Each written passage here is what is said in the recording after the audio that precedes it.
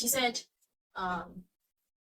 if you ask me, this is not looking like stage 2 or stage 3, or it's looking like a stage 4 breast cancer.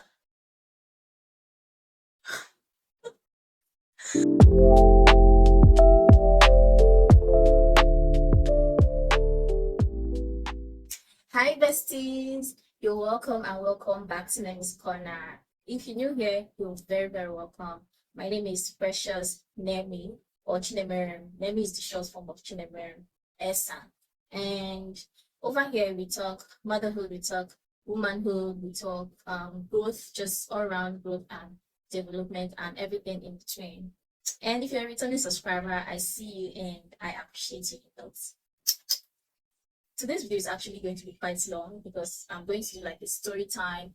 I'm going to be telling a story on how I was diagnosed stage 4 breast cancer. Or would I say misdiagnosed? Yeah, just everything that happened, how I found the lump, what I did, and everything that just happened. So let's get right into it. And as you can see, I'm also wearing my breast cancer awareness t-shirt. Yeah, I already had this t-shirt few months back. So it all started on the 12th of February.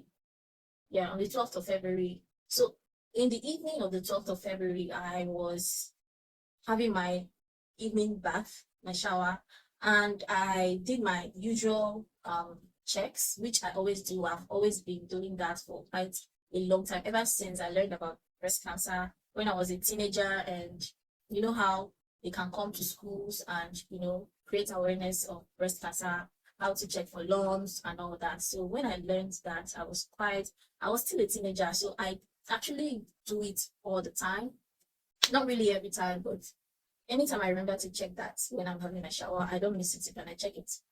So that evening, I was having my usual bath and I checked and I saw something, or rather, I felt something on my right breast.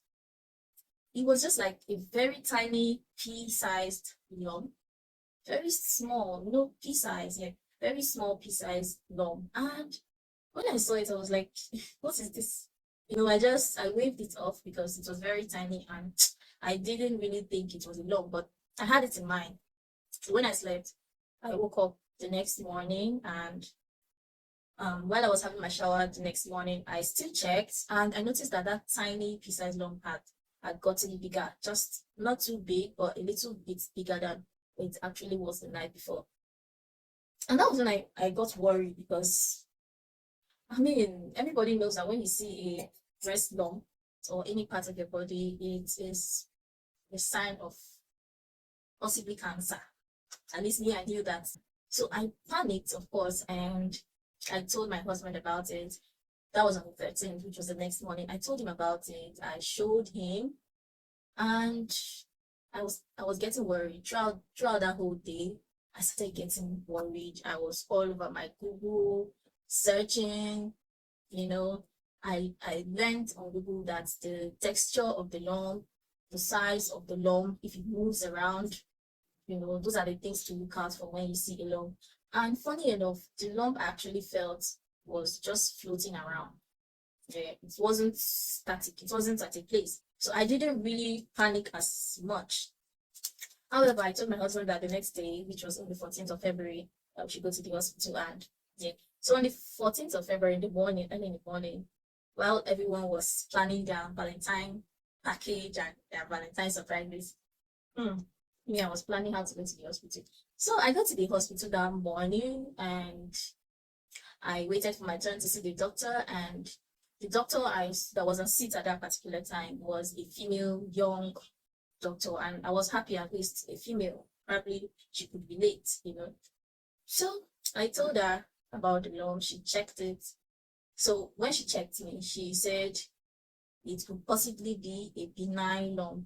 So a benign lump, there are lumps that are not cancerous. So it's not every time you see a lump on your body that it is cancerous. Sometimes they can be cysts or benign lump like fibroadenoma and the rest of them. So she asked me if I was feeling pain. At that point, I wasn't really feeling pain except when I poke it hard. So I said no. She asked me if I had any discharge. I said no. nothing, just the lump. And she was like, okay, this looks like a benign lump and all that. Okay, that's fair. So when she checked me, she said it's possibly a benign lump, or that I should just, go and do a breast scan and a breast ultrasound, which I did. When I got into the scan room, the sonographer checked me. And then while he was checking me, I noticed that he was, you know how when somebody is checking you and their facial expression is like they are confused or a bit worried, you know. So he checked me, he scanned under my armpits, and I even learned that sometimes most breast cancer lumps can start from the armpits, not necessarily the breast.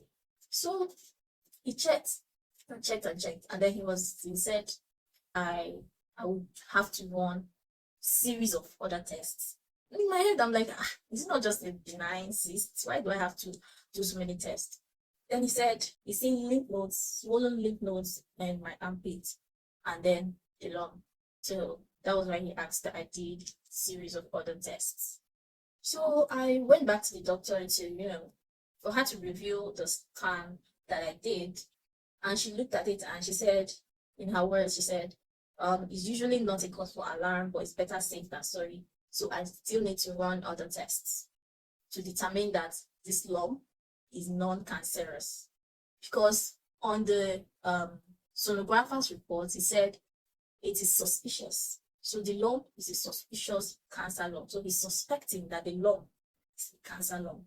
So the doctor was like, okay, because he said it's suspicious, so we have to run other tests to rule out cancer.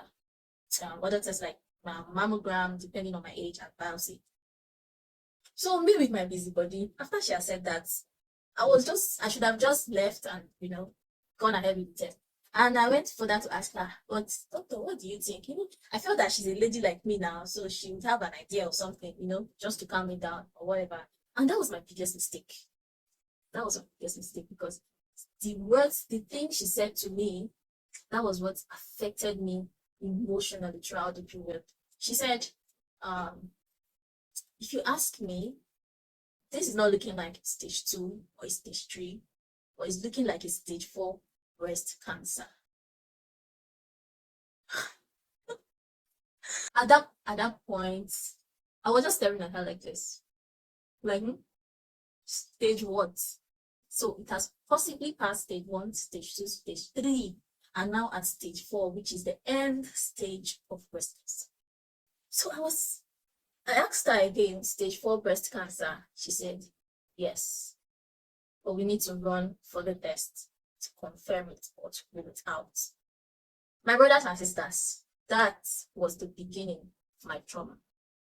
I actually knew that stage 4 is an end stage sickness, but I didn't know how, I didn't know much about it, because fortunately, I haven't really had anyone get to that level of sickness in my family, so I didn't know much about it. So when I went out, I told my husband what she said. He said, don't worry, it's nothing, it's nothing.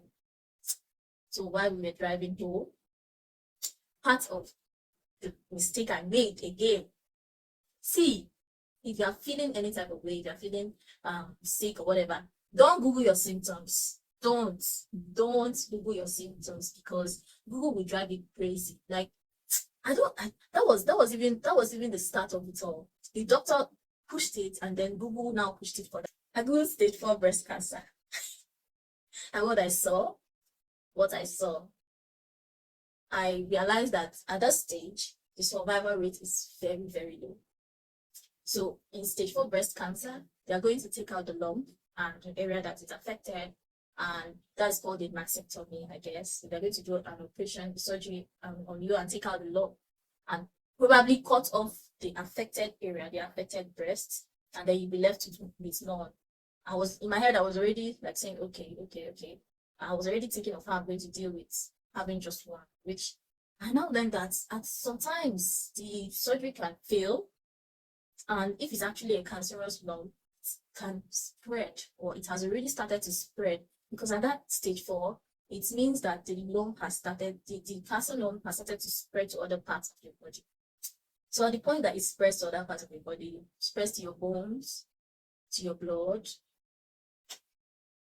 and it can be the end if you are not lucky. But I'm just, I don't know who asked me to Google. That was already like, oh, I have breast cancer, I have stage 4 breast cancer. I will not see my children when they will get married. I will not even see my grandchildren. I will not even watch my children go. I was thinking, my head was spiraling like this. I was thinking, I was deep in thought. I was getting so anxious, so depressed, so sad, you know. Even though my husband really tried, he tried his best to encourage me. See, in this life, have a supportive partner. Because if you don't have a supportive partner, I don't know. So at that point, my husband was the one that was actually encouraging me, telling me, oh, it's nothing, don't worry, don't worry. He was always telling me to drop my phone, stop Googling, because I started to Google a lot. And you know what happens when you start to Google things? Anything that pops up on your phone after that is going to be, so my phone will just read it cancer, cancer, cancer. And then I went on TikTok and I also searched it on TikTok, and I was now seeing real life uh, situations, people sharing their experiences, so I was now seeing everything that had to do with cancer. I'll just open my phone on Instagram and I'll see how somebody died of cancer. They was having stage 4 cancer, stage 3 cancer, how she died of breast cancer. And it was making me to be more scared. So actually, the doctor booked me to see the surgeon, and she said the surgeon is supposed to do like a mammogram or a biopsy for me to test. So with the biopsy, they'll inject like a needle, take out the tissue in the lump, and then take it to the lab to check if there are cancer cells in it. So that's how the biopsy is done. For the mammogram, I don't know. I think it's like a breast X-ray, where you put your breast on a machine and then to scan and check. I didn't do that one, so I don't know. So she booked me to see the surgeon for like 2 weeks. So I was supposed to see the surgeon on the 26th of February, and I left the hospital on the 14th. I tell you, like, my whole day, Valentine's Day, that people are celebrating love, me, I was then thinking of how I'm going to survive breast cancer, because the doctor sounded too convinced. She didn't even encourage, like, if the doctor can say this, then let me just start preparing for the worst. So I spoke to my mom and I asked her if we have a history of breast cancer in the family, and she said no. Because I learned that if you have history of cancer in the family, it can increase the chances of having breast cancer. So I kept on doing my research. Usually I would post my business, do my YouTube, write and compile my stories together, but I wasn't even doing all of that. At that point, I didn't even care about money. I didn't even care about anything. The only thing that was on my head is how I'm going to survive possibly breast cancer. I remember crying to God one afternoon, begging him to, if it's cancer, she take it away, because I've learned and I've heard of people that they actually did have cancer and then the lump just vanished. I prayed, I cried. Even at the hospital one time, the lady that was checking my vitals, my BP, my weight and all, she was like, oh, because I went to the hospital with Jeremy while JD was at school. She was like, oh, your son is so cute. I started crying. Why was I crying?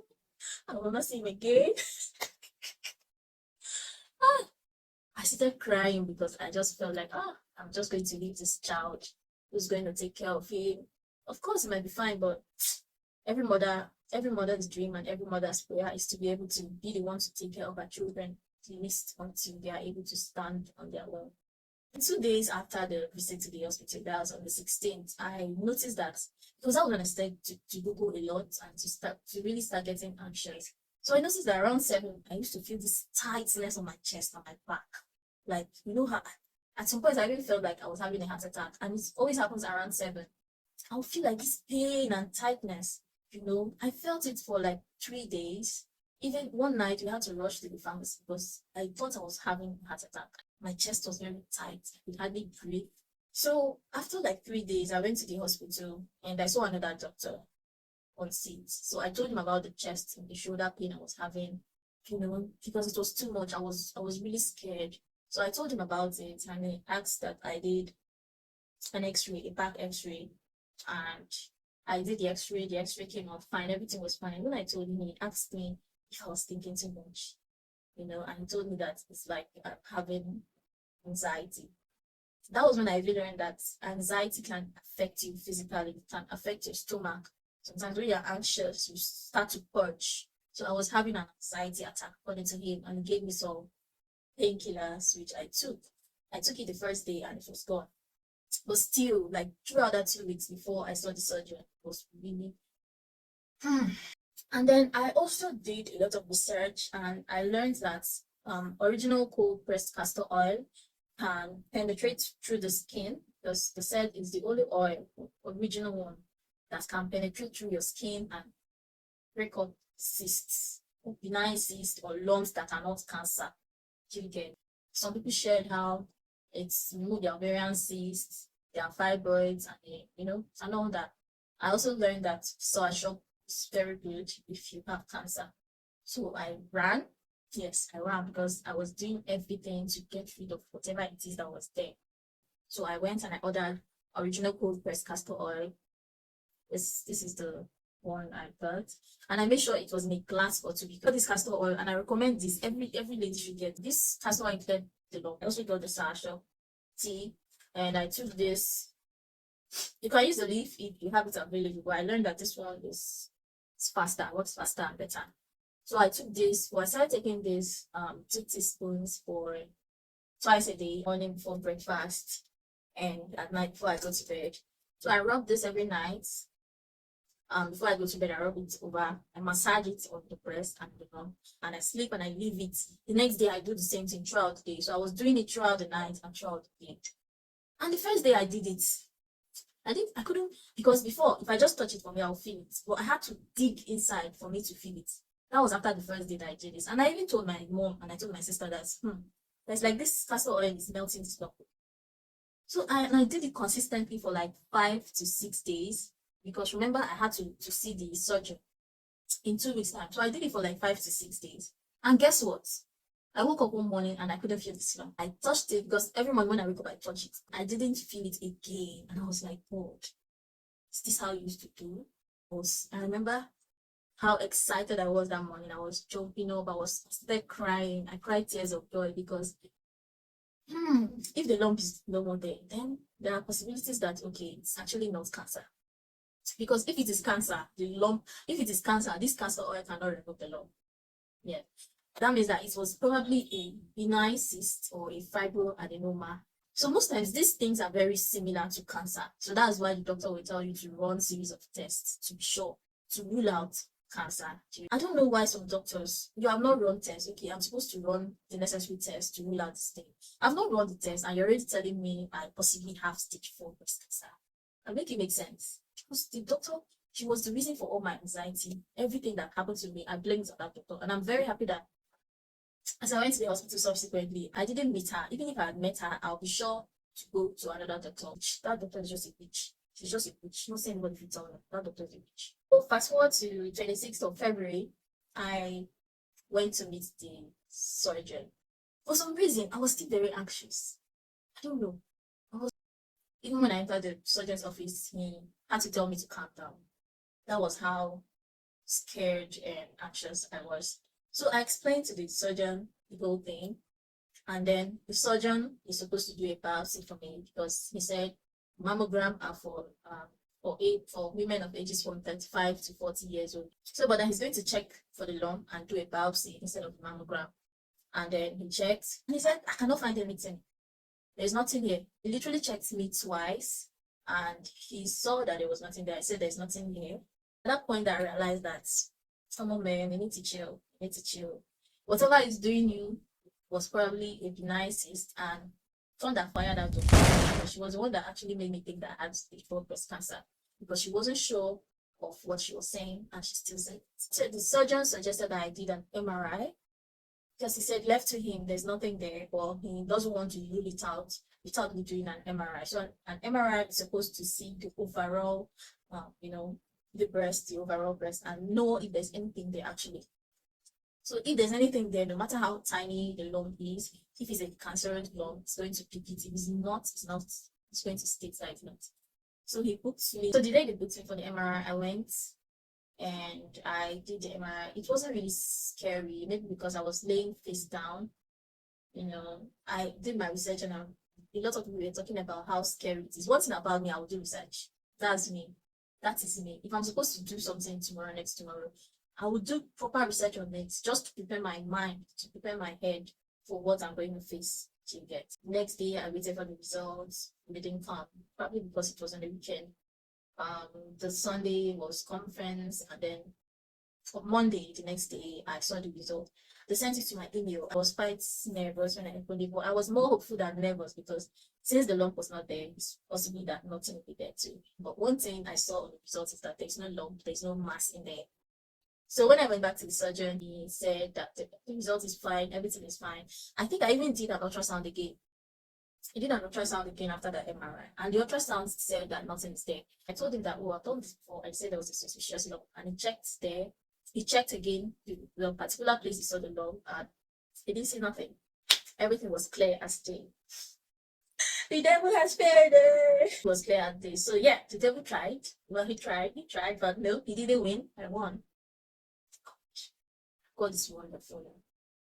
God is miraculous, because tell me why a suspicious cancer lump that was found there is no more there in a space of 2 weeks. Sometimes I hear people tell me, when I share it with my mom, my sister, and all that, and they're like, oh, it's not for you, it cannot be you. In my head, I'm like, yeah, of course, I'll say amen to that, because, you just have to be positive. But somewhere at the back of my head, I'm like, it cannot be me, because who am I?